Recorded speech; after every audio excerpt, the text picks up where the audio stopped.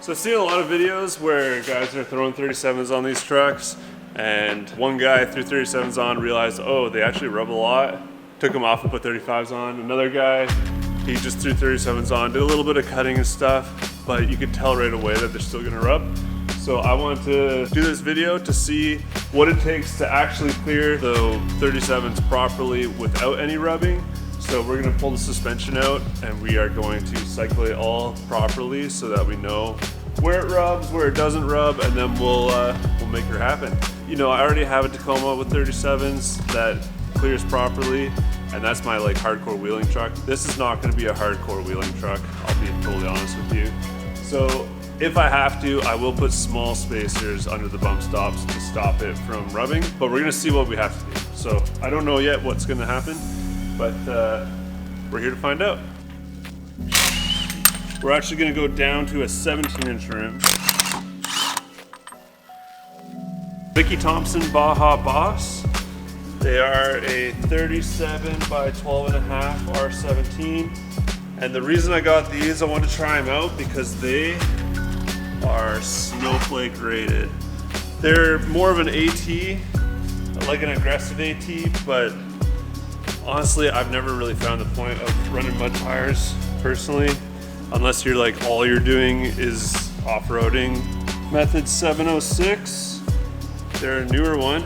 17, so we can get a bit more rubber, 8.5 wide, and they are a 0 mil offset, which I think might actually be poking out a little too far. I probably should have gone positive, but they look nice. Yeah, they look nice. More poke for more mud on the door handles. That's what it's all about. Got all 4 wheels mounted. Yeah, so I think we'll just start on the front, eh? See what they look like, see what's gotta be cut, see what's gotta be not cut. I know like there's this kind of weird horn looking thing. We're gonna have to do some modifications here. Take the mud flaps off, remove that horn. We're gonna do some trimming up here. The big question is like, how high do they go on compression? Okay, when we hit the fender, but I think a 1/2 inch spacer, and we'll lose, what will that lose us in travel? Maybe an inch and a quarter of travel. Not a big fan of losing a whole inch, but I'm also not a big fan of cutting these. Hopefully if the wheels I got weren't stuck out so far.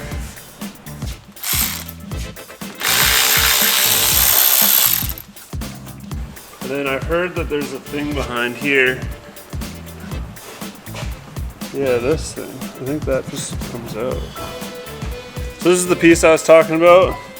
Just pull this off. It holds this fender wheel well liner out. So we took that off and now you can see the cab mount, exactly what it looks like. So we'll just cut that off. Zing.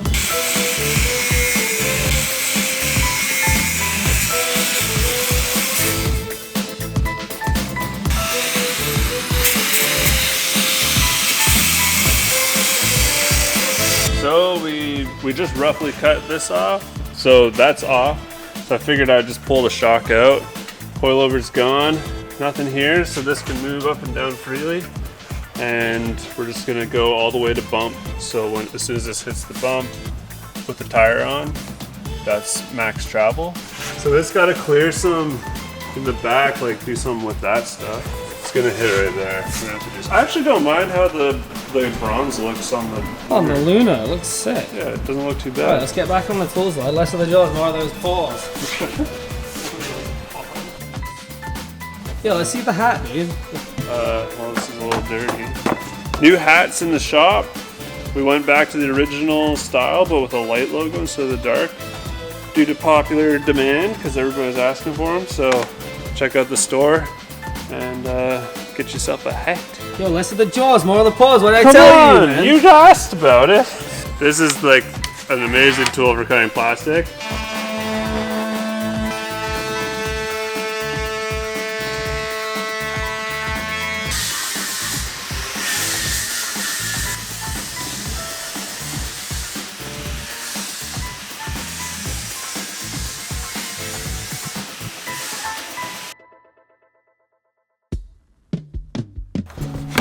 Alright, so the back side is all done on both sides.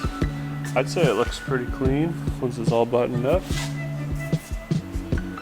Yeah, threw one spacer in here. I ended up doing a 1/4 spacer, but I'll get longer bump stops at some point. Just a tiny bit longer, probably 3/8 or a 1/2 inch will do the trick, and then it won't eat that. And the back sound? We'll test this with the forklift and see, but I think we're gonna be pretty okay. Might just have to do something with this plastic a little bit, but I think we'll be pretty okay. Just gotta get the shock back in and do something with this. The washer fluid reservoir is right here. This bolt attached to it and this one. So that area, the tire at full stuff and full crank just touches it. So if you want to like 100% clear it, you would have to do something about that. And then on the other side, this sensor here. But otherwise, you just kind of bend these brackets back and you can push this wheel liner forward and bish bash bosh. Bob's your uncle. Bob's your uncle, my uncle, everybody's uncle. Hey, Uncle Bob. Uncle Bob! Shock is in.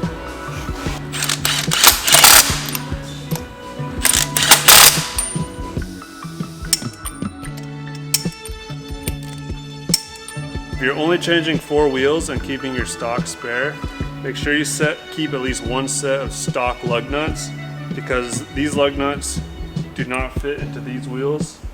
So you would be stuck if you ever popped a tire.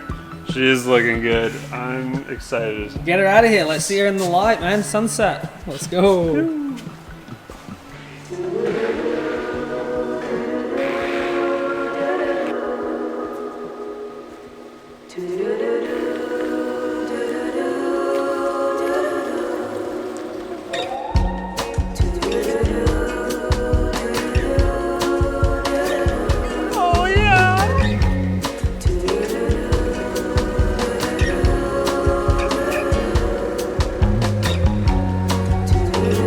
Good.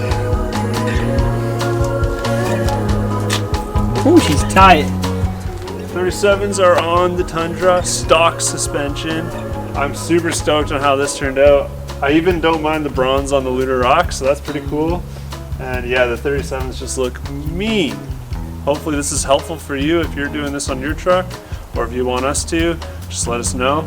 We'd be stoked to work on your new Tundra and get it dialed. We got lots more projects on this truck, so subscribe if you want to see those too, and we'll see you in the next one. Peace.